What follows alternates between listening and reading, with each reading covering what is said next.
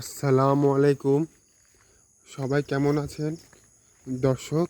আমি তো এখন একটু বের হয়েছি, এই যে কি বলে রাজাপুর, মানে যে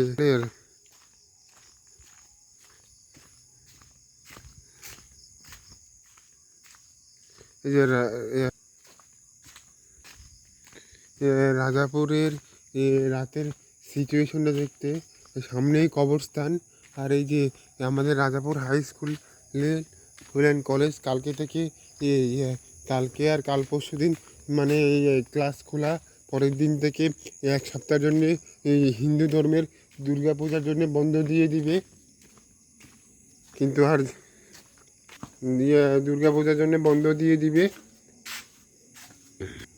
দেখুন কি নিয়ে ছন নিরবতা এই জায়গার ভিতরে।